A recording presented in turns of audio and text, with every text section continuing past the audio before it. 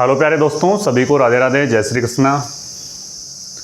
तो भी राजस्थान पुलिस की एग्ज़ाम जस्ट पास में आ चुकी है। इतनी तो किसी को उम्मीद नहीं थी कि इतनी जल्दी है वो विभाग के द्वारा एग्ज़ाम करवाई जाएगी, लेकिन जुलाई के मंथ में आपकी एग्ज़ाम है वो होनी है। यानी लगभग आपके 25 दिन का टाइम है वो और बचा है ना। यानी कि नेक्स्ट जुलाई के मंथ में अगर एग्ज़ाम होगी, वैसे देखो सारी चीज़ें फिक्स हो ही चुकी है, लेकिन मुझे भी पता नहीं क्यों बिलीव नहीं हो रहा कि इतना जल्दी एग्ज़ाम है वो कैसे हो सकता है। विभाग के द्वारा इतना जल्दी एग्ज़ाम कैसे करवाया जा सकता है। पिछली वैकेंसियों की अपन बात करें तो इतना जल्दी एग्ज़ाम नहीं हुआ था। मैंने एक वीडियो में आपके लिए मैंने बताया भी था कि मैंने कि 4 से 5 महीने का टाइम आपको मिल सकता है, लेकिन इतना टाइम नहीं मिला। और अगर आगे बढ़ती है तो और अच्छी बात है, अगर नहीं बढ़ती है तो आपको तो तैयारी जुलाई के हिसाब से ही आपको करनी है कि आगे भाई हमारी एग्ज़ाम है वो 20 जुलाई के आसपास में होनी है। ठीक है, तो सबसे ज़्यादा अंक कहाँ से स्कोर हो सकते हैं आपके? सबसे ज़्यादा अंक है वो कहाँ से स्कोर आप कर सकते हो। इसके अलावा लास्ट टाइम पे आपको किस हिसाब से, आपको किस प्रकार से तैयारी करनी चाहिए, पिछले कितने वर्षों के पेपर आपको देखने चाहिए, और इनके अलावा जो टेस्ट का स्कोर है वो आपका कितना आ रहा। यानी आपका टेस्ट का स्कोर ही डिसाइड करेगा कि आपका फाइनल पेपर में चयन होना है या नहीं होना है। क्योंकि जब आप यहाँ पे टेस्ट दे रहे हो और आपका स्कोर काफ़ी कम है तो फिर नहीं लगता मुझे कि सिलेक्शन हो जाएगा, क्योंकि कंपटीशन अब की बार है। पिछली बार कंपटीशन इसलिए नहीं था, पिछली बार कंपटीशन कम इसलिए था कि ओनली फॉर 15 गुना स्टूडेंट्स को बुलाया गया था। लेकिन अब की बार थोड़ा कंपटीशन इस वजह से भी है कि जो सीईटी में ओनली फॉर 40% जो अंक लेके आए हैं वो स्टूडेंट्स सारे फॉर्म भर चुके हैं। लेकिन फिर प्लस पॉइंट ये है कि अब की बार वैकेंसी 10,000 प्लस है ना। वैकेंसी बहुत बड़ी है। ये वैकेंसी पिछले 5-7 सालों में सबसे बड़ी वैकेंसी है। या तो 2018 वाली वैकेंसी आई थी 12,000 की, या फिर ये वैकेंसी है ना। देखो सबसे ज़्यादा अंक है वो किन सब्जेक्ट में आप स्कोर कर सकते हो। पहली सब्जेक्ट तो आपकी यहाँ पे है रीजनिंग, ठीक है। और इसके अलावा दूसरी सब्जेक्ट है आपकी यहाँ पे कंप्यूटर।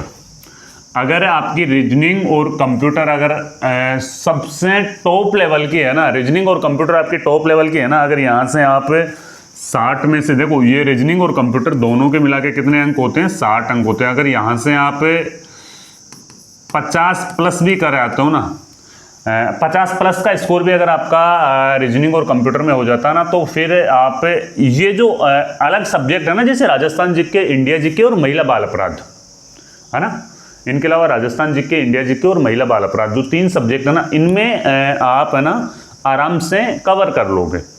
यहाँ से नंबर आपके अच्छे आ गए, वहाँ पे एवरेज नंबर आते हैं सभी के, वहाँ से कोई टॉप नहीं कर पाता, क्योंकि वहाँ पे जो नंबर आएंगे ना वो सभी के एवरेज नंबर आएंगे। अगर राजस्थान जीके में नंबर आ रहे हैं तो राजस्थान जीके में 2-4 अंकों का ही डिफरेंस हो सकता है।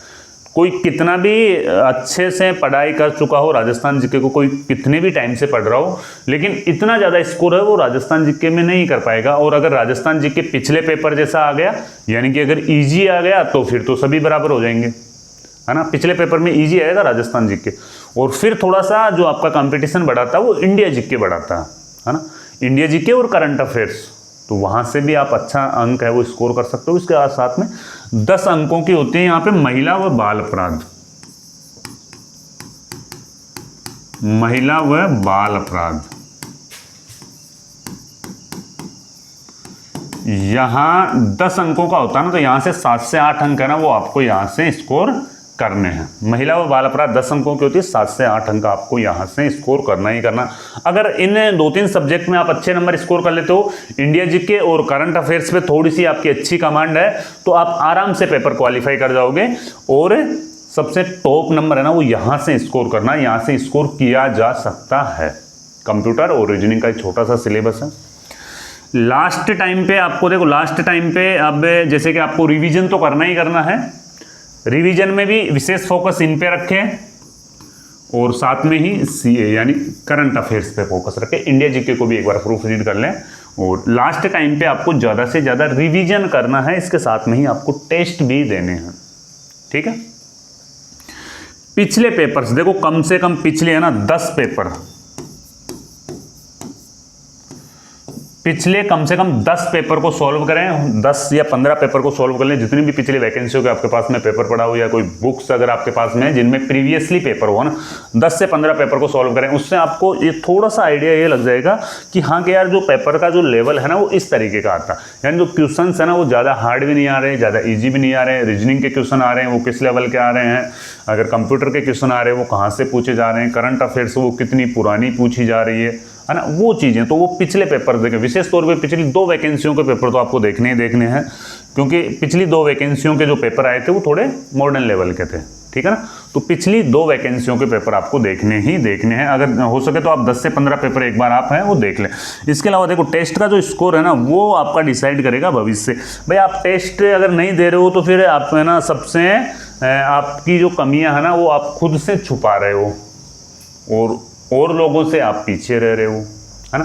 तो टेस्ट तो आपको देना ही देना है, टेस्ट का स्कोर भी मैटर करता है। अगर यहाँ पे ही आप स्कोर नहीं कर पा रहे हो, मान लो 150 क्वेश्चंस का आपका पेपर है, तो 150 क्वेश्चंस में से यहाँ पे आप है ना वो 70 या 80 क्वेश्चन ही स्कोर कर पा रहे हो, तो फिर मुश्किल है। अगर आपका टेस्ट का जो स्कोर है ना, जैसे आप यहाँ पे टेस्ट देते हो 150 अंकों का टेस्ट है, यहाँ पे तो कम से कम 120 आने चाहिए। अगर यहाँ पे 120 आ रहे ना तब जाके आपके वहाँ पे 150 में से 105 के आसपास में आएंगे। उसका एक रीजन है, उसका रीजन ये है कि यहाँ पे अपन एकदम फ्री माइंडली कूल होके है ना वो टेस्ट देते हैं, लेकिन जब अपन एग्जाम सेंटर में बैठते हैं तो वहाँ पे कुछ क्वेश्चन ऐसे होते हैं जो आते आते क्वेश्चंस भी अपने से गलत हो जाते हैं। काफ़ी क्वेश्चंस ऐसे होते हैं, 4-5 क्वेश्चन तो ऐसे होते हैं, फिर आप एग्जाम सेंटर से बाहर निकलते हो, यार ये क्वेश्चन तो मैंने बहुत अच्छे से पढ़ा था और यही प्रश्न मेरा गलत हो गया। तो टेस्ट का जो स्कोर है ना वो भी मैटर करता है आपका सिलेक्शन। अगर आप टेस्ट नहीं दे रहे हो तो अब रेगुलर टेस्ट कर दो, रेगुलर शाम को 9 बजे से 11 बजे तक का डेली का एक टेस्ट कर दो, नाइट 9 से 11 या 8 से 10 डेली 2 घंटे आपको टेस्ट देना। और टेस्ट का स्कोर है ना वो आपका अच्छा होना चाहिए। टेस्ट में सबसे कम अंक आपके किस सब्जेक्ट में आ रहे हैं उस सब्जेक्ट को थोड़ा आपको अच्छे से पढ़ना है ना, और अच्छे से तैयारी करो भाई। यहाँ एग्ज़ाम जुलाई में ही होनी है, अगर कुछ होता है कुछ चेंज होता है तो वो आपको वैसे पता चल जाएगा, मैं टेलीग्राम पे आपके लिए पोस्ट कर दूंगा, और अगर कुछ वीडियो के मार्फत अगर आपको बताना होगा तो मैं वीडियो भी आपके लिए बना दूंगा। ठीक है, तो फिर मिलते हैं नए वीडियो में नई जानकारी के साथ में। जब तक के लिए जय हिंद, जय भारत। और अपने अगर नोट्स आप लेना चाहते हो तो जयपुर क्लासेज ऐप आप जरूर डाउनलोड करिए। जयपुर क्लासेज में आपको सारी चीज़ें हैं वो अवेलेबल है, वहाँ से फ्री नोट्स भी आपको मिल जाएंगे और कुछ पेड नोट्स है वो भी आपको मिल जाएंगे। ठीक है, तो भाई